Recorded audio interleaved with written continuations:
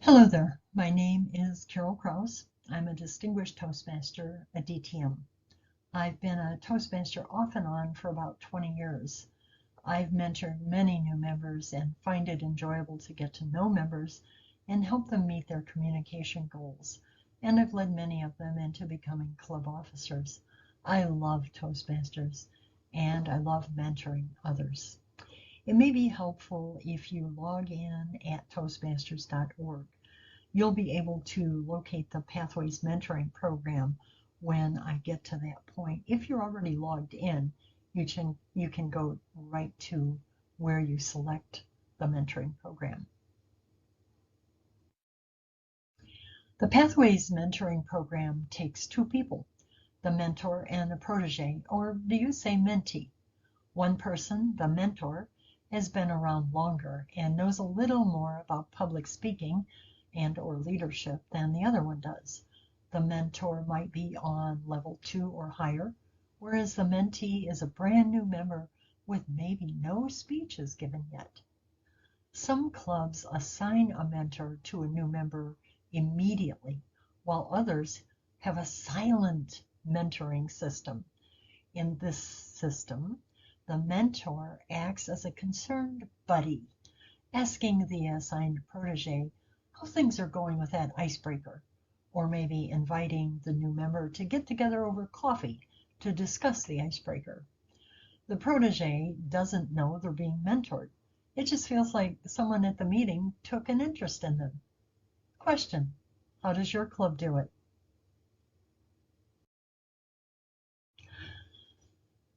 Getting started as a mentor is easy.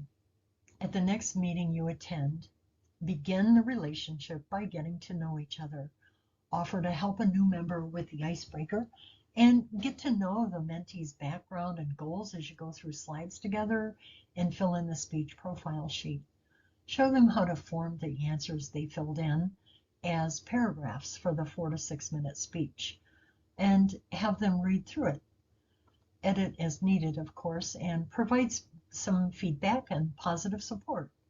Explain the importance of committing to giving the speech and keeping that commitment. Explain how to rehearse and help them add a few easy gestures and other skills. So let's dig in. Here's what we'll cover today. Accessing the personal mentor program, requirement and assignment, coach versus mentor, 3 qualities of effective mentors, mentoring your mentee, and just briefly, starting a mentoring program in your club. A mentor is someone who allows you to see the hope inside yourself, according to Oprah Winfrey. Sometimes the person I see when I look into a mirror isn't the person you see when you look at me. I might be focusing on my eyebrows, and you see that my eyeliner is smudged. I might be looking at the pattern of your tie, but you focused on the color of your shirt. Oh, I just love it when the kids are in the car, and as I'm driving along, one of them will say, "Hey, look over there." I look, but I didn't see the fox chasing a rabbit. Sometimes you just need to be more specific, especially when time is a factor.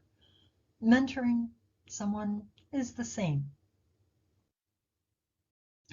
Let's begin with how to access the Pathways Mentoring Program. The first step is, of course, you need to log in at toastmasters.org. Hover over your name once you're logged in and select My Home. Scroll down and click on Base Camp. It opens up to the page you see here. Within 24 hours of your club base camp manager, which might be in your club the VP Education or the secretary or the president, approving your level 2 completion for any path, you'll find the Pathways Mentor Program listed here in the suggested learning box. I've highlighted it in yellow for you to find.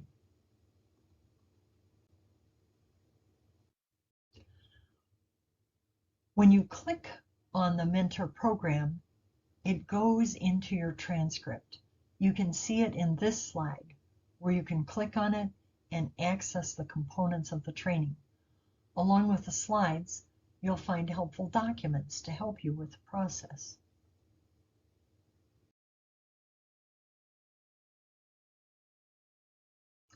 Once you've completed the program, you can collect your certificate. The VP Education is the usual officer to administer your Pathways program. You might print your certificate and ask them to present it to you at a club meeting in front of your members as an announcement that you're ready for your first mentee. You want to make sure that you've got that check mark there, right? That means you've completed that program. Here's the certificate. I wrote this down from notes from a convention, and sorry, I don't know to whom to give credit. A mentor is a trusted advisor that offers support to someone who needs it. Mentors inspire, motivate, and support their mentee.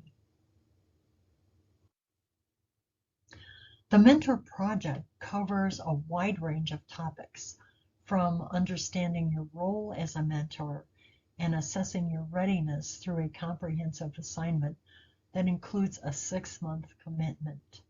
Yes, 6 months. That means you can go ahead and be giving other speeches as you mentor a new member. To be designated as a Pathways mentor, you must be a member in good standing for 6 months and complete the Pathways Mentor program. Next, notify your Vice President Education as soon as you've requested the Pathways Mentor program. And then, of course, your VPE is responsible for assigning you an in-club protege when you reach the mentoring project. They'll need time to identify an appropriate member for you. Time for semantics. A mentor is different from a coach. A mentor is a guide who helps each protege find their own way, though there may be opportunities to coach or give specific instruction. Your most important tasks as a mentor are to listen to your protege, guide them to information, and provide the support they need to reach their goals. In Toastmasters, a coach helps someone else with a specific skill. It may only take 1 meeting or maybe 2 meetings, but it is definitely not a 6-month project. A mentor is a guide who helps each protege find their own way. That's so important for you to know. Coaching is individual skills that are taught for a short time between members. Remember, a mentor is a guide who helps each protege find their own way. Though there may be opportunities to coach or give specific instruction, your most important job is to listen to your protege, guide them to information, and provide the support they need to reach their goals. Think of a mentor as a big picture, while being a coach is a small picture. One of the greatest values of mentors is the ability to see ahead what others cannot see and to help them navigate a course to their destination, according to author John Maxwell. Oh, it's time for a message from our sponsor, Pathways. Our Pathways paths may seem similar, but they arrive at a different destination. How different is a motivational speaker from an influential leader or an effective coach? Putting your path on your resume with the goal of the path adds more information that helps you get that next job. Since about half the clubs in District 11 are corporate sponsored, you know that companies know who we are. Cash in on that the next time you build your resume. Be sure to tell your manager about your path at your next review. Mentoring. People learn a great deal from others by observing how they behave. Mentoring is an ongoing responsibility, not a role that you fill from time to time. I am still in contact with my mentor from over 20 years ago. As a role model, it's important that your words and actions are in alignment. The most effective mentors are models of the behaviors and levels of achievement that their proteges are working on to achieve.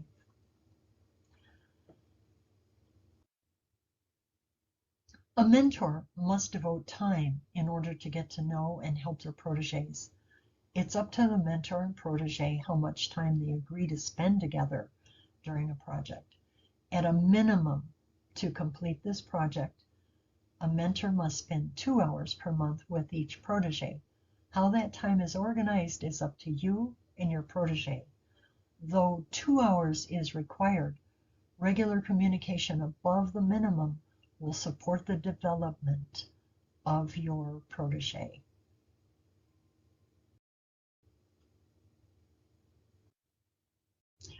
Set clear boundaries for your mentoring partnership at the very beginning. Communicate your availability as well as your preferred methods of communication and contact. What hours are you available? How do you like to be contacted? Phone call? Text? Some other way? Zoom? Ask your protege for the same information. If you prefer to be contacted via email between meetings, let your protege know that at the onset of the relationship. Also, make note of your protege's preferences and, of course, honor them.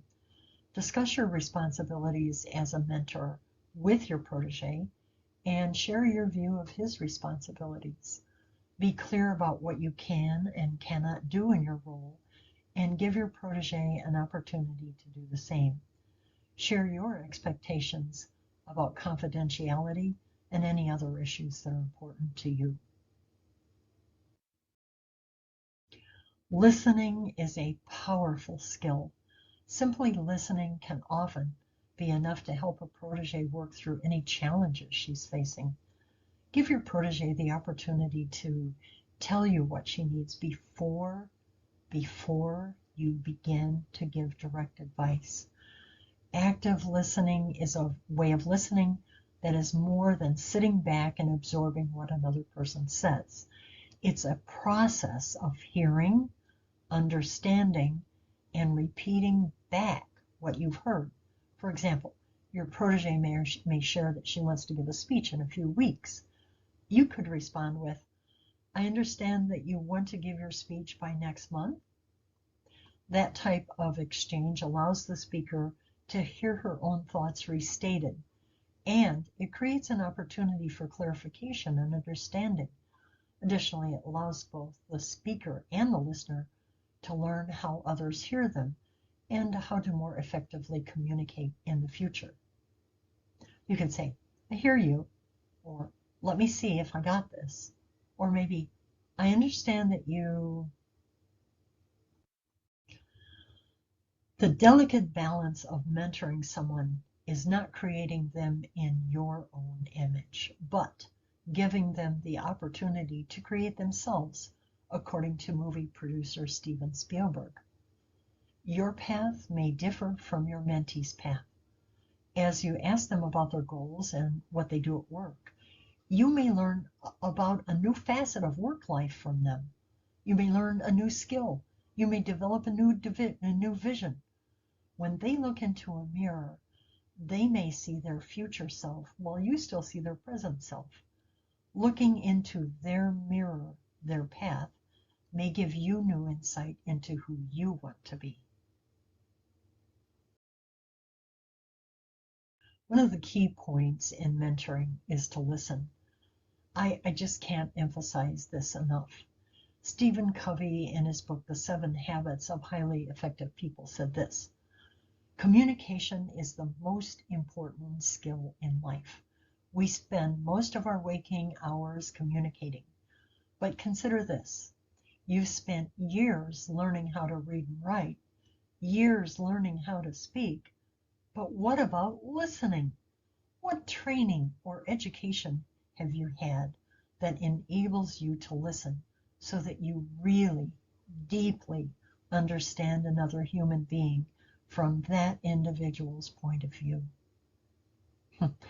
That book was first published in 1989 when Toastmasters International was just 65 years old.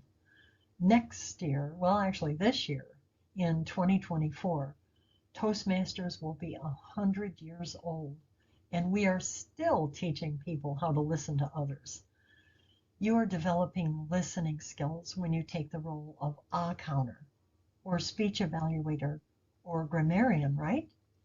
By the time you've completed level 2, your listening skills are ready to mature as you become a new member's mentor. So basically, here we go. Respect the speaker's point of view, relax and remain engaged, giving the speaker your full attention, reserve judgment. Notice the speaker's comfort level and excitement. Avoid interrupting. Ask clarifying questions to ensure understanding. Find instances where you empathize with the speaker's experiences. Give nonverbal clues to demonstrate that you're listening. Summarize and repeat to demonstrate that you understood what the speaker has said. As a mentor, you are support for your protege as he makes his way to achieving his goals. A protege may ask for advice, and it's reasonable to provide it as long as the protege has the opportunity to come to his own conclusions. Offering advice while still encouraging critical, independent thinking is the best way to help a protege solve a problem. Get them to think independently, right? The ultimate goal of any mentoring relationship is to build the skills and knowledge of the protege. As skills and knowledge increase, so does their confidence. When a protege asks for advice, it may be more effective to share stories about similar experiences, either yours or maybe somebody else's, rather than offering direct suggestions for what the protege must do. By telling a story, you indirectly share information while allowing your protege to reach their own conclusion. Encouraging proteges to think for themselves involves standing back and listening, or observing more than acting. The most effective mentors know when to speak and when to observe without comment. Be sure to give each of your proteges the space to learn from their experiences. Mistakes are part of the learning process. As you meet with your mentee, take along a notebook so you can take notes. Write down their goals and have them write them too. In a Forbes magazine article from April 15th, 2018, they quote a research paper that states, quote, people who vividly describe or picture their goals are anywhere from 1.2 to 1.4 times more likely to successfully accomplish their goals. Writing things down happens on 2 levels, external storage and encoding. External storage is easy to explain. You're storing the information contained in your goal in a location, for example, a piece of paper. It's very easy to access and review at any time. You could post that paper in your office, on your refrigerator, etc. It doesn't take a neuroscientist to know that you'll remember something much better if you're staring at it as a visual cue. That's a reminder every single day. You open the refrigerator every day, there's your goal. But there's another deeper phenomenon happening, encoding. Encoding is a biological process by which the things we perceive travel to our brain's hippocampus, where they're analyzed. We can't stop that process. Our brain automatically analyzes it. From there, decisions are made about what gets stored in our long-term memory, and in turn, what gets discarded. Writing improves that encoding process. In other words, when you write it down, it has a much greater chance of being remembered.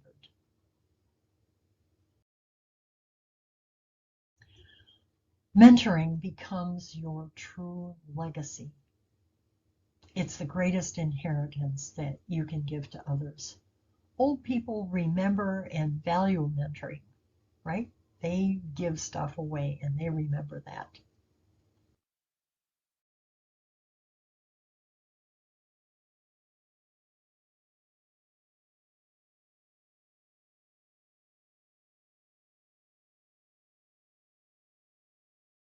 When helping your protege set goals, use the acronym SMART, S-M-A-R-T. Goals must be specific. That's the S. So you know what you're aiming at and you know what you've accomplished when you finish. For example, I want to complete level 1 of innovative leadership. Help your protege discover what needs to be accomplished, who's responsible for it, what steps are needed to be taken to achieve it.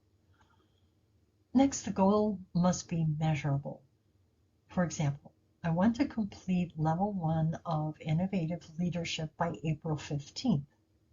So when you're setting your goal, do you think you need to increase it? By how much? Do you need to decrease it? Does it allow for growth? Or is it more maintenance?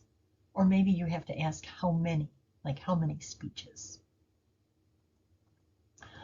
Next is the A. The goal must be attainable. For example, I want to complete level 1 of innovative leadership by April 15th. That is 1 speech every 3rd meeting. I can do that. So in attainable, does it need to be scaled back?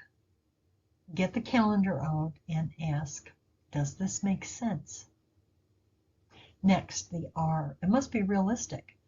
If I give a speech every 3rd meeting, I'm giving others a chance to speak, and I'm not going so fast that I can't memorize parts of the speech. I have time to go through pathway slides and time to write a speech. My family and work life can accommodate this pace. So you want to ask, why are you setting this goal?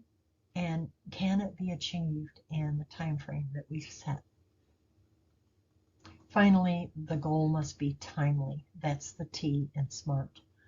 The speeches give me plenty of time to practice new skills and absorb and apply what my evaluators suggest.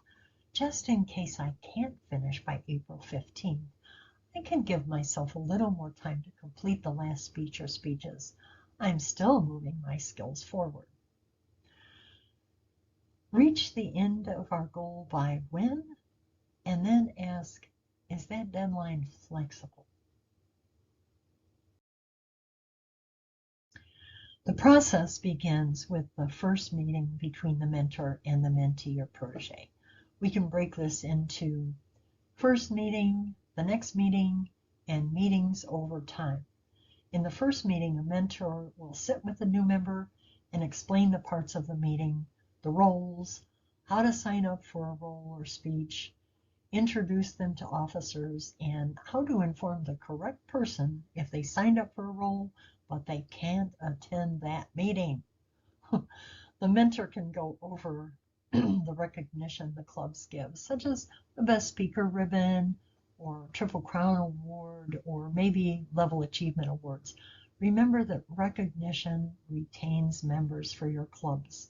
The more recognition your club offers, the better chance you have at retaining members. This has been proven with research. Now, if there's a club calendar or website, show your mentee how to use them, where to find special meetings each month. Ask them if they want their profile on the website, if that's what your club does. Do they want to help on any of the committees that you have? And maybe explain the duty of each of your board members. Find out their goal for being a toastmaster. So what did you join and what are your expectations? That's a very good question to ask. To conclude that first meeting, Show the new member how to log in at toastmasters.org. Don't leave it to guesswork. Show them on their own phone or device how to log in there. Next, help them choose a path. Then find Basecamp and the transcript. Finally, show them how to open up the icebreaker and then get started with those slides. Explain the importance of going through every slide, doing the before assessment, and then after they give their speech at the club, come back in and do the after assessment. That's how your club gets credit for a speaker giving a speech. Very important stuff. The next meeting can begin the relationship by getting to know each other, as we've explained earlier.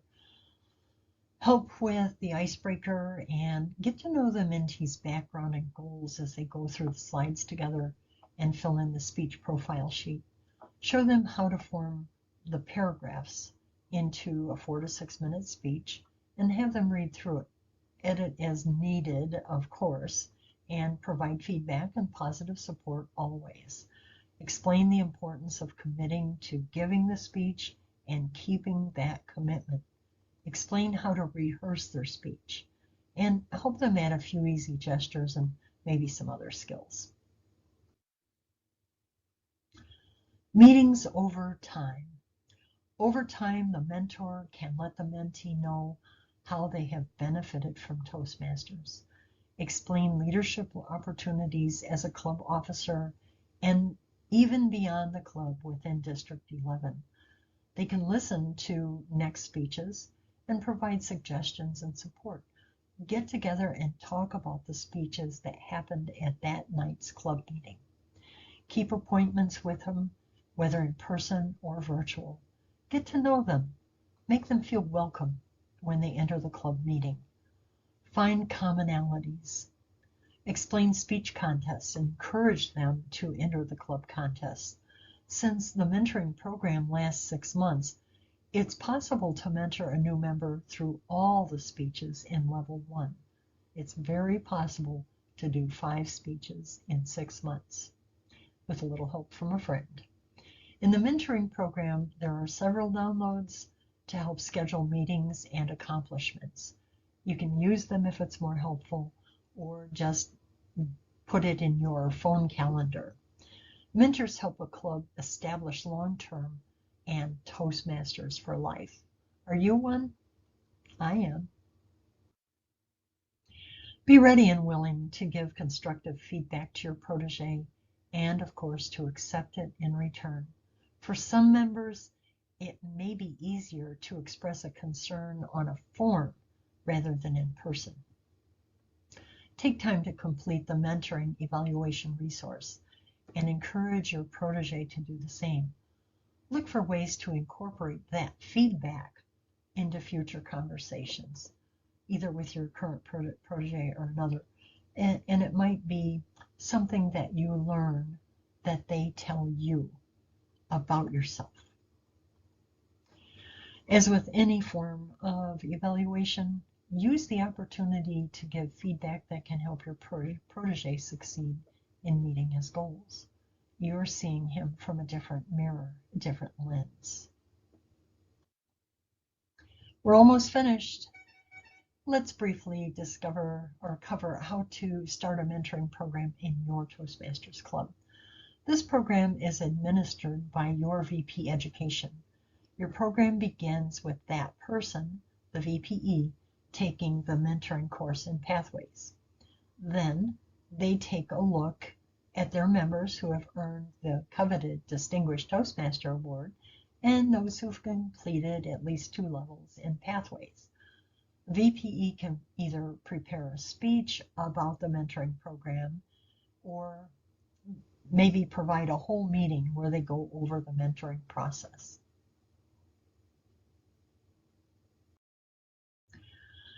This is the last slide. It's a great article to help you find a mentor.